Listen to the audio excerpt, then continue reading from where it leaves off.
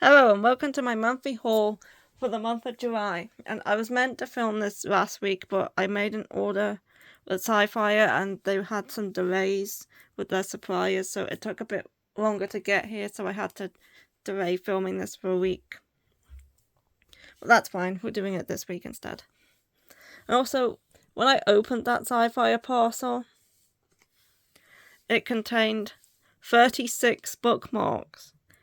This is the most bookmarks that I've ever gotten out of a single parcel before. I only ordered 17 volumes of manga, but they ended up sending 36 bookmarks, which I'm not complaining because you can never have too many bookmarks. I was just shocked to actually reach into the box and pull out this huge stack of them, because most of the time I would only get 2-3 bookmarks per box. But yeah, is this normal for Sci-Fi, or is this something they don't usually do? How many bookmarks have you received in one single box before? I would be interested to know. Anyway, moving into the manga. Well, the first one's a light novel. So first up, I have My Happy Marriage, Volume 4 of the light novel. I'm in the middle of reading this one. I'm on chapter 4. Yeah, I really like My Happy Marriage. I started watching the anime recently. I never watch anime weekly, but I wanted to check out the first episode of My Happy Marriage to see what the adaptation was like. And then I just kept watching them every week after that, even though I said I was going to wait until it finished. So, yeah, this is the first thing I ended up watching weekly. It's very good, though. The anime is a very good adaptation. So, yeah, I do read the manga as well, but obviously the light novel's quite a bit further ahead. And I've been reading this for a month, and I'm only halfway through. I'm very slow when it comes to getting through light novels. Yeah, it is very good. I'm really enjoying it. Next up is kind of a special one, and I did pay a little more for this than I do with most manga, but it was my birthday last month, so I decided to treat myself, and it wasn't as expensive as what an omnibus would be, but it was a little expensive for a single volume. But I picked up 4 shoujo stories by Viz, and this is a part of shoujo history, because this was the first shoujo manga that was ever published in English. This manga was published in February of 1996, making it 27 years old. So yeah, I saw this on eBay and I was like, it's a little bit expensive, but it is my birthday, so I treated myself. So yeah, I'm very happy that I found this. And it's in remarkably good condition considering its age. It's no yellowing. Although there is a few creases down the spine, that's about it. So yeah, this isn't the first shoujo manga that was ever published in Japan. That was Princess Knight by Osamu Tezuka.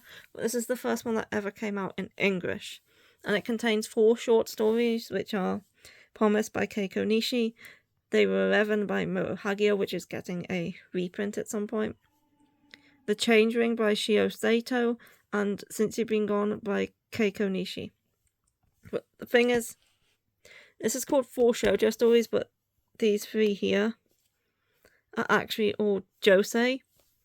So it really should have been called 3 josei in a shoujo story, but that doesn't sound as good, so I understand why they went with 4 shoujo stories. But yeah, I'm very happy to have this in my collection and read some of the classics. I haven't read it yet. I haven't read anything that's in this pile yet. But yeah, I don't actually know how hard this is to find, because this didn't stay on shelves very long, as Viz Media didn't actually have permission to publish these 4 short stories together in one volume. So they had a lot of legal issues with this, and it ended up having to be taken off shelves. So I don't think it had a very long sales run. So I don't actually know how hard or easy this is actually to find. But it wasn't the only one that was up on eBay, but it was the only one that was in the UK. Yeah, the second one that Viz actually published in English was called Love Song, which contains 4 short stories by Keiko Nishi, and I have been looking for that one, but so far I have not found it anywhere. And then the third one was called AA Prime by Moto Hagio, which contains short stories from her. And that one I did find one copy of, but it was way too expensive. Plus, I was in the US, so there would have been shipping on top of that. But I'm very happy to have found this one and to have it, and to own the first shoujo manga that was ever printed in English. Okay, next up, we're getting into this stack here. And first, on the top of the stack, we have What He Who Doesn't Believe in Fate Says. This is a new release by Seven Seas, which has the red string of fate, which, if you didn't know, it's a part of like Japanese mythology where it's kind of like soulmates, where every person has a red string tied around their little finger, and it's connected to the little finger of the person they're meant to be with. And this guy has the ability to see the red string of fate. And he falls in love with this woman. But he sees that his red string and her red string, they don't connect to each other, they connect to other people. But he's deciding that he's going to just go against fate. And he's going to pursue her anyway. Because obviously she has no idea about the red string of fate, so she doesn't know about the soulmates and stuff. And the red string in the manga is always drawn in colour as well, which is very cool. So yeah, I'm looking forward to reading this one. It sounded pretty good. Next up in the pile is Volume 10 of Love Sakeri. This is like one of my favourite high school romances at the minute. I really love it, and we're almost to the end. I think there's 2 more volumes after this one. So yeah, I really enjoy this series. Next up is Volume 11 of Mao, another continuation. I like this one. It's reminiscent of Inuyasha, which is like my favourite series when I was younger. I was obsessed. When I say obsessed, I was obsessed. I got a notebook and I wrote down the name of every single episode of the anime, and then I wrote down the names of every single chapter of the manga. I don't know why. It was pretty pointless, but I did. I also made a character guide where I drew all the characters and I wrote the descriptions down for them. I actually still have it all in a drawer somewhere. But yeah, I was obsessed with Inuyasha when I was younger. And this is like reminiscent of Inuyasha. It's in the Taisho era rather than the Warring States period. And yeah, it's very good. I enjoy it.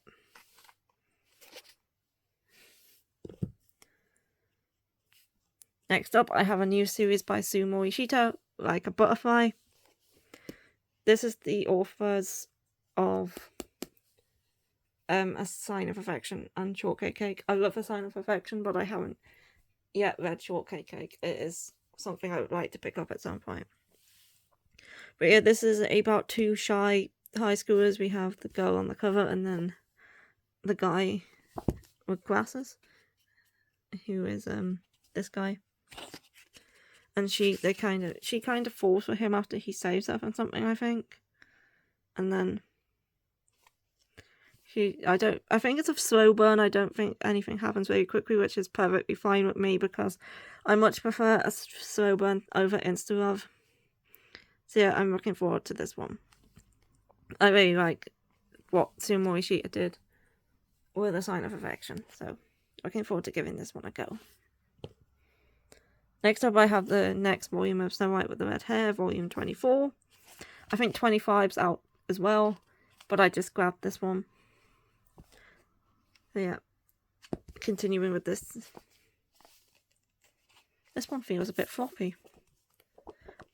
Oh, I love it when they flop. It's just satisfying when they do that in your hands. Next, I have No Longer Hero in volume 3. This is a comedy high school shoujo about a girl who believes herself to be the main heroine of her story. So she's in love with this guy, not the one on the cover. And she believes that even though he's dating other girls, and that eventually he's going to end up with her because she's the main character, and the main character always gets the guy in the end. But Then he starts dating a girl more seriously, and he's like, this relationship's more serious than all the ones he's had before, and she starts to realise that maybe she's just actually a side character in this story and not the main character, and like, it's quite funny. I do enjoy it. She is kind of she's not the nicest of people, but it is very refreshing to have a heroine who is a bit more bad. So anyways, yeah, I enjoy this one. Next up, I have a new series, and this is A Reincarnated Witch Spells Doom. This is an isekai, possibly romance, about this girl who gets reincarnated into another world, but she gets this power where she can explode things, and because of this, she kind of doesn't want to be around other people, so she ends up isolating herself. But then she meets this and saves this guy who she finds unconscious, and he insists on like staying with her because obviously he doesn't like the fact that she's like on her own. And yeah, I flipped through this one and it looks very cute. I'm looking forward to reading it.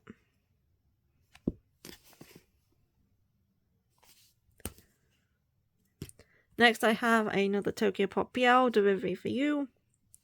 This is about a guy who falls in love with the Amazon delivery man who comes to his house. It's not actually called Amazon, I think they call it Nanazon. But yeah, I think this one has some explicit scenes in it. It says it does. So it must.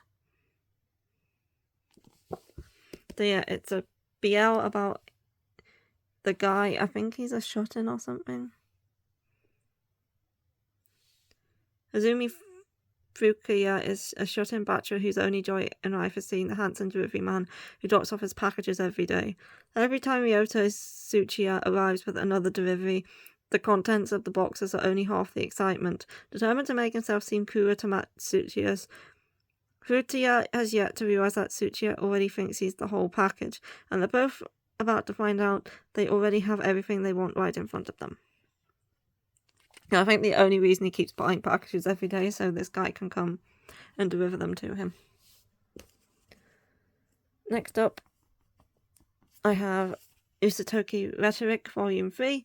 This is a shoujo mystery series about a girl who can hear lies. Though every time someone lies, she can hear it because it sounds like a bit distorted to her, and she gets ostracized for this, and she ends up leaving her hometown to come find work elsewhere, and she ends up meeting this detective, and he finds out about her secret, and they start working together because he thinks her abilities are rather useful in his career. So they start working together to try and solve cases, but he's not always the most competent, and he's not always able to find jobs. So they're always hurting for money, but they're enjoying themselves. It's a good series. Next up, I have Volume 4 and Volume 5 of In the Korean Moon at Dusk. This one's matte, but this one's like shiny. It's like a different texture. So yeah, I really like In the Korean Moon at Dusk. This is Miki Amimori who did Daytime Shooting Star, which I do have, but I haven't read it yet, and Tsubaki Chow, which I am up to date with. So yeah, I really like this one. It's very nice. It's a high school romance with a girl who looks kind of androgynous and the prince of the school.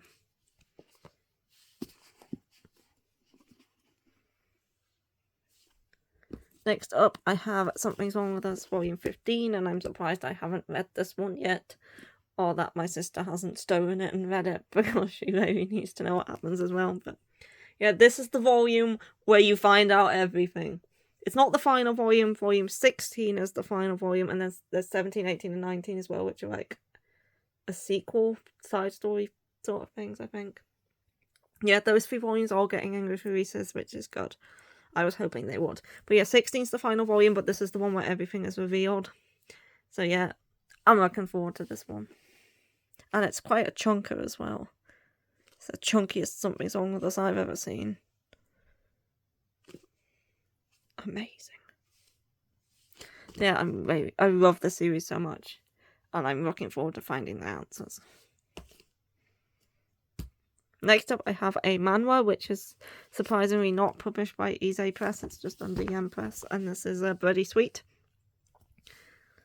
This is I think this is Korean anyway.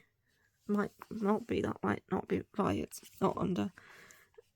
It is a webtoon. So this is about a girl who accidentally awakens a vampire, and they kind of become connected together by this like string which connects him to her wounds, I think.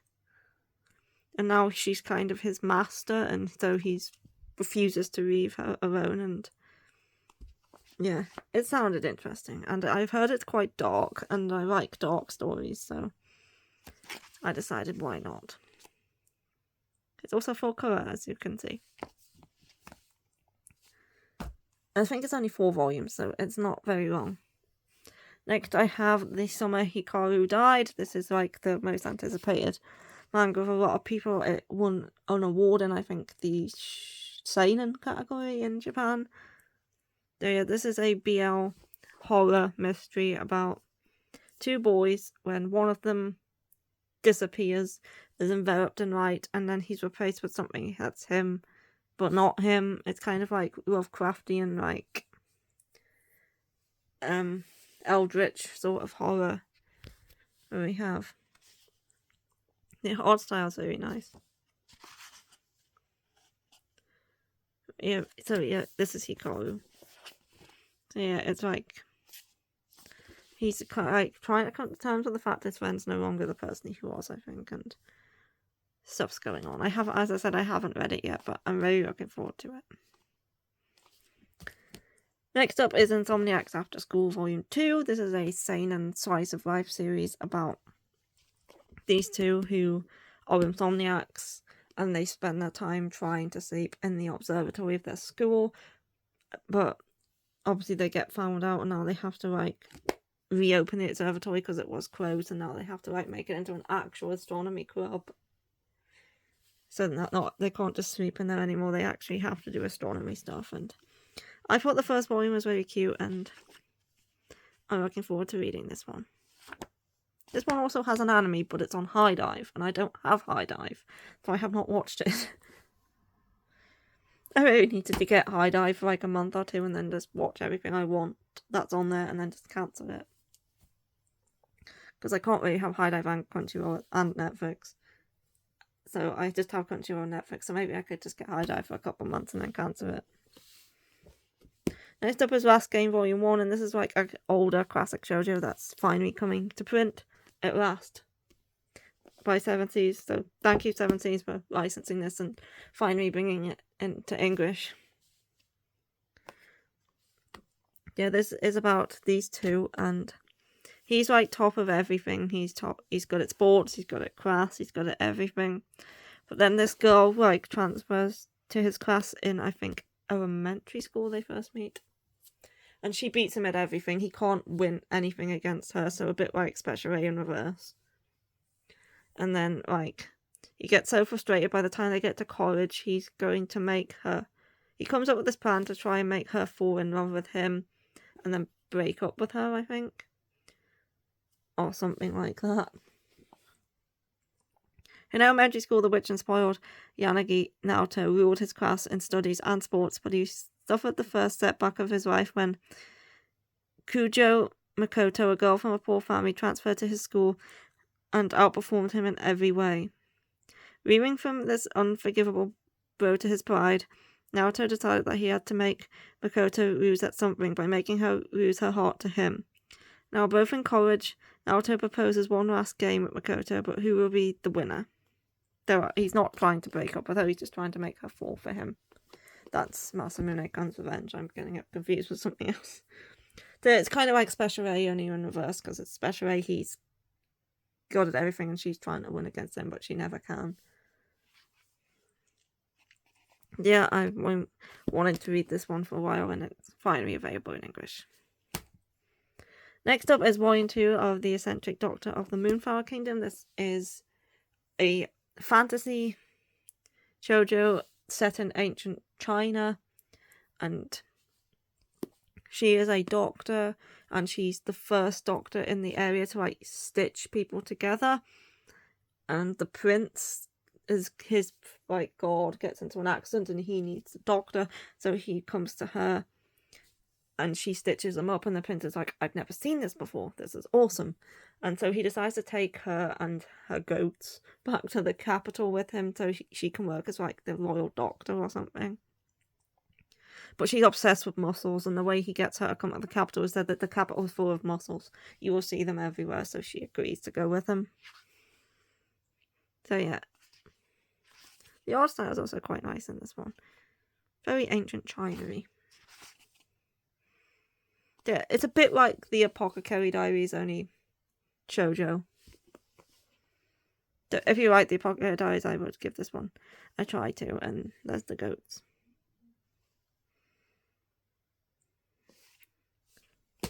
I really need to read more of the Apothecary Diaries. I haven't actually got past Volume 1 yet. Next is Outbride Volume 4.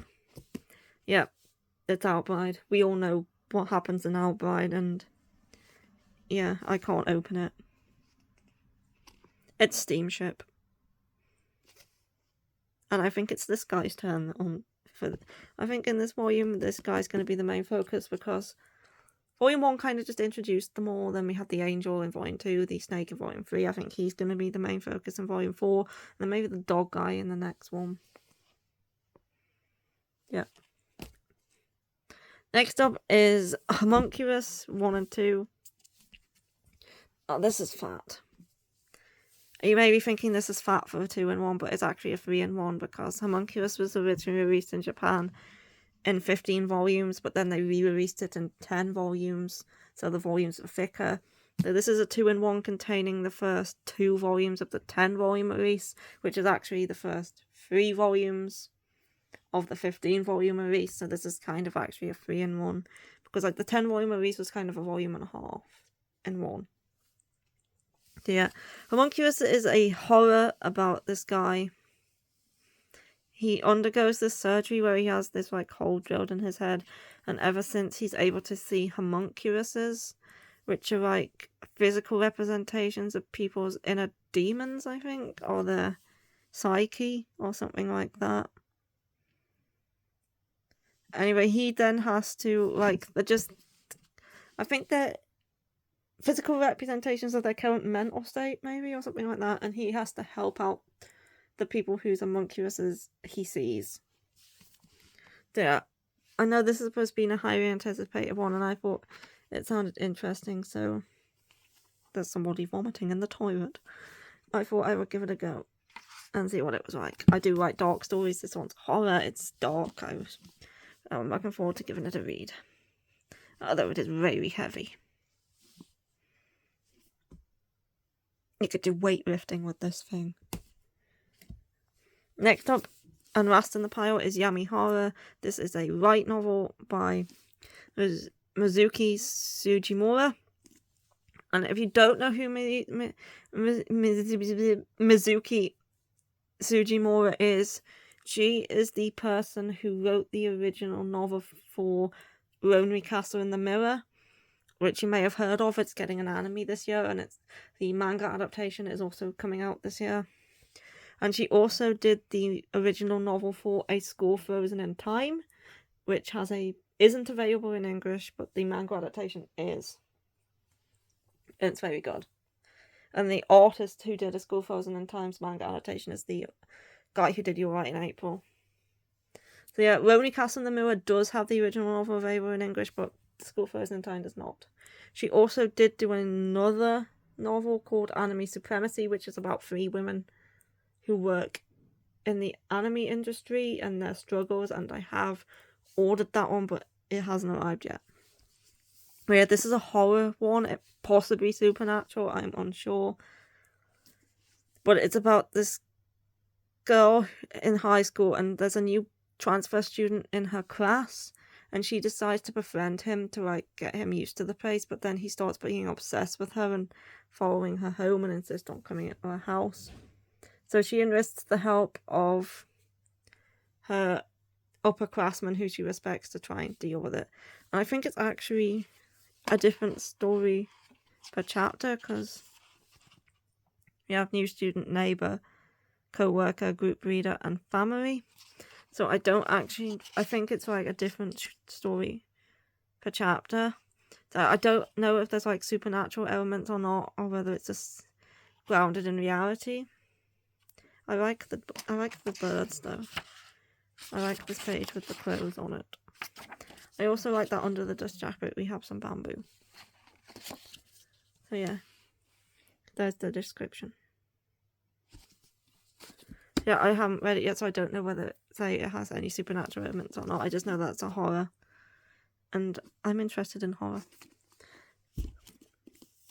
And that is it for this haul, and I hope you enjoyed, and I will be filming my monthly reading log tomorrow, because I was meant to do it today, but I had to do the haul today, so the reading log will be tomorrow.